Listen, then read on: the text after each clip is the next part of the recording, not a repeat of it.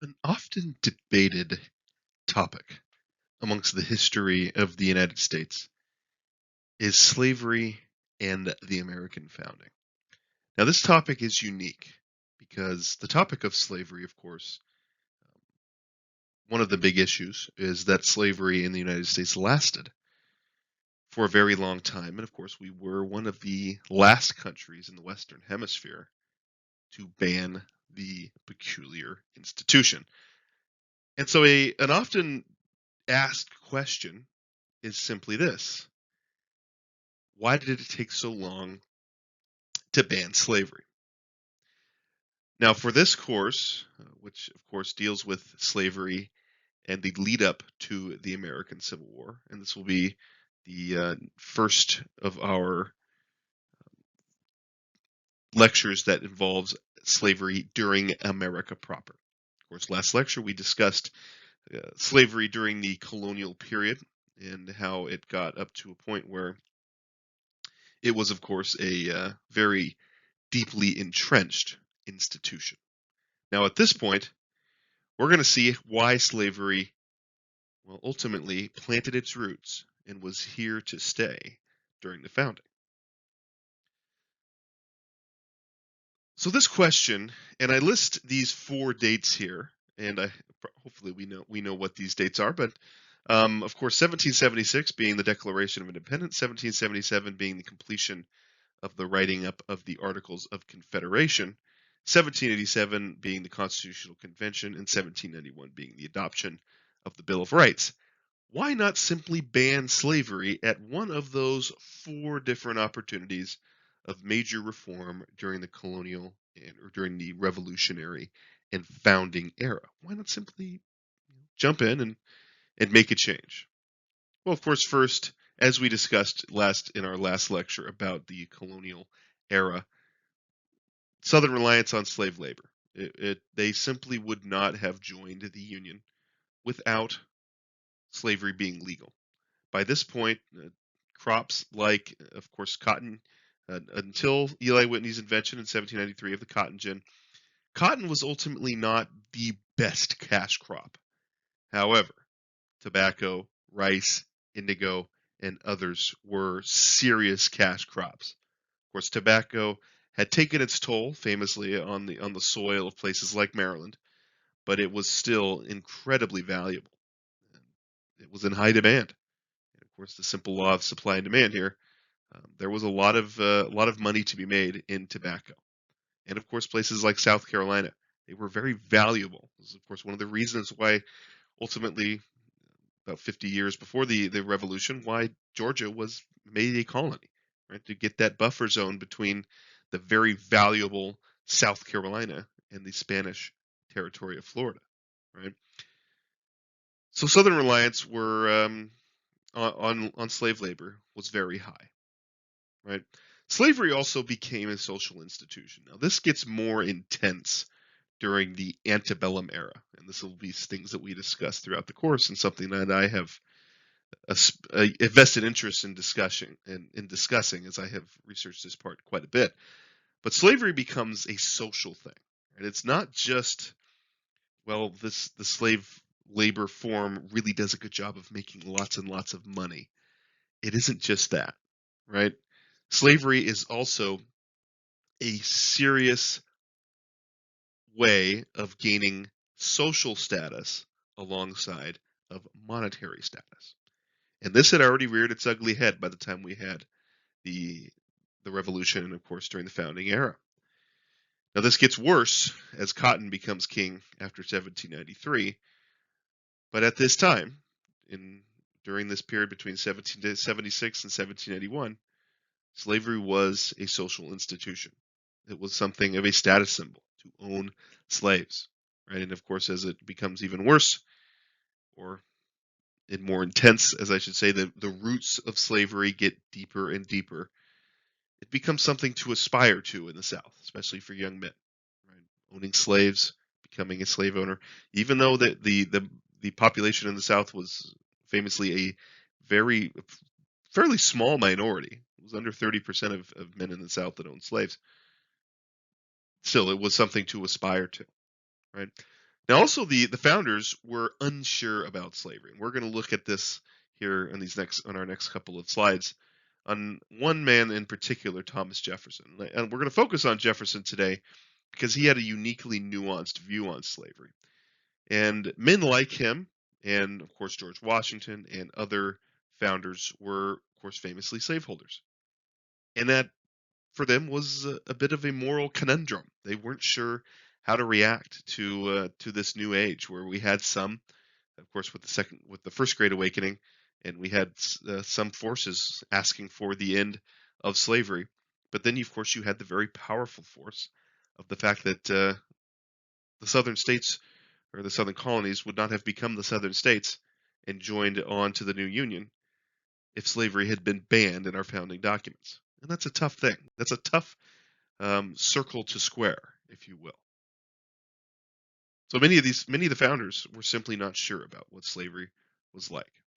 Now Jefferson very famously had he had original draft of the Declaration of Independence. Now, as you will see here, while Jefferson may have been unsure, just like the other founders, about slavery in terms of banning it outright in the law, he was not unsure about how he felt about the institution as a whole. So Thomas Jefferson there, he writes this, and this in the final draft of the Declaration is taken out. But this, and I'm gonna read it through here so we can actually see the depth of the language that Jefferson is using. All right. So he submits this to the Continental Congress in 1776 to see whether or not this is an appropriate draft, and this is one of the few things that is removed. So he's, of course, famously referring to the King of England, King George. He has waged cruel war against human nature itself. So Jefferson sees slavery as a war against human nature itself, violating its most sacred rights of life and liberty. So, of course, very famously, life, liberty, and the pursuit of happiness, something that Jefferson articulates explicitly as things that are natural rights in the Declaration. He says that slavery is a violation of natural rights, right? And I would say, certainly correctly so. So, sacred rights of life and liberty in the persons of a distant people who never offended him, captivating and carrying them into slavery in another hemisphere, or to incur miserable death in their transportation thither. So, of course, either to take them into slavery, which he clearly shows here, is a very bad state of being, or for them to die on the way. He then states, and Jefferson does this of course, Jefferson known for being very careful with his words. This patriarchal warfare, mispronounce that there. The opprobrium of infidel powers is the warfare of the Christian King of Great Britain. He uses the Christian King of Great Britain. He uses that very specifically, right?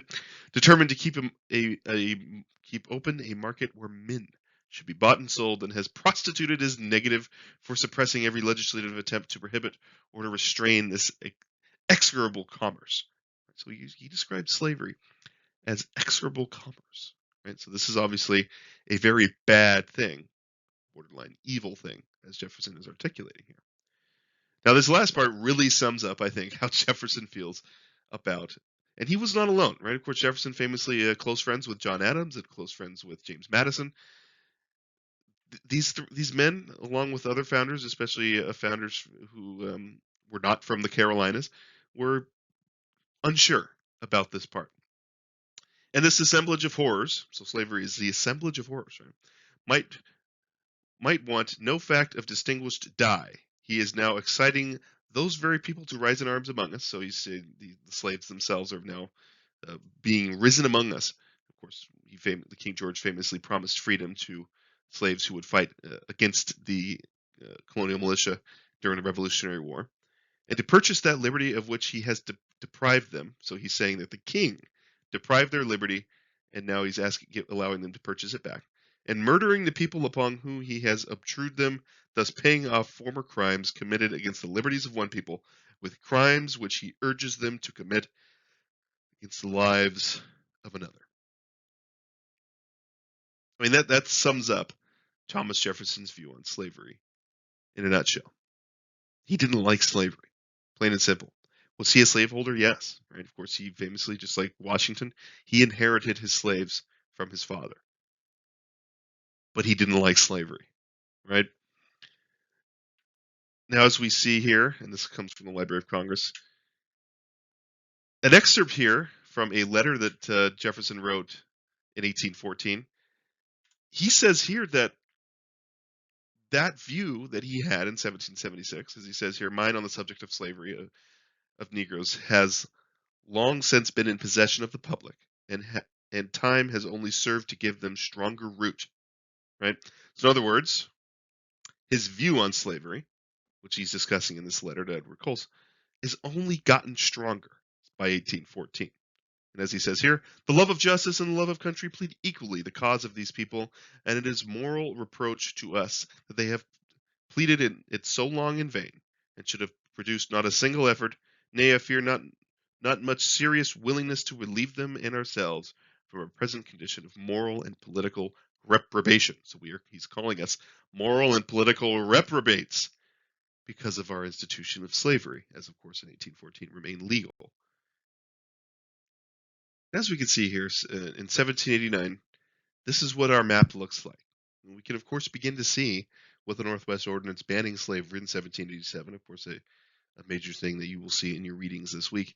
But 1787, we start to see that that divide between and you could see the extent at which Virginia, North Carolina, and Georgia, their territories, of course, went out after the Proclamation Line 1763, and those the colonists, which now become, of course, the original Americans, they are spreading out west.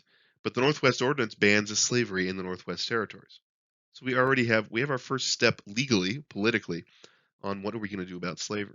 Now, as you can see here too, in 1789, while states like Pennsylvania and up in the Northeast and Massachusetts and Rhode Island and New Hampshire and of course Vermont, who have famously is the first state to enter slavery or enter the Union as a free state. New York, of course, still has slavery legal. New Jersey, Delaware, of course, still slave states. Delaware, of course, would remain a slave state. But New Jersey and New York, those are definitely what we consider northern states. They're definitely not exactly a southern state is New York. And they would not ban slavery until the 1820s. Right? So this shows that slavery at the founding was probably more spread than most people understand. Right? Maybe even more than you would understand. Right? Pennsylvania, slavery was a fairly strong institution in Pennsylvania prior to the founding. Right? So this shows us where we are. By the time we get to the founding, by the time we get to 1791, where we have the new Constitution, we have our Bill of Rights, we have the kind of the foundation of what we understand as American government. Well, slavery is still a major institution, and this is what, as we discuss next week, when we discuss Eli Whitney and the Cotton Gin, this is what gets things kicked off into what becomes a deeply, deeply entrenched institution in the southern states, especially, of course, as we spread west, and then, of course, as the social hierarchy of slavery gets deeper and deeper. The metaphor I like to use, and this is the metaphor I've often used in my writings about slavery, is think of slavery as a tree with roots, and those roots, as they get stronger and stronger in the southern states, slavery gets more and more intense. And we'll look, of course, at how evil slavery was in those southern states, and what the experience of men like Frederick Douglass and women like Harriet Tubman and others, what their experience was like. But this is where we start. Our foundation for slavery in the United States, we can see we have more slave states than free states in 1789, and this would continue for a bit, and we will continue next week as we see how slavery continues to progress and how cotton ultimately becomes king in 1793.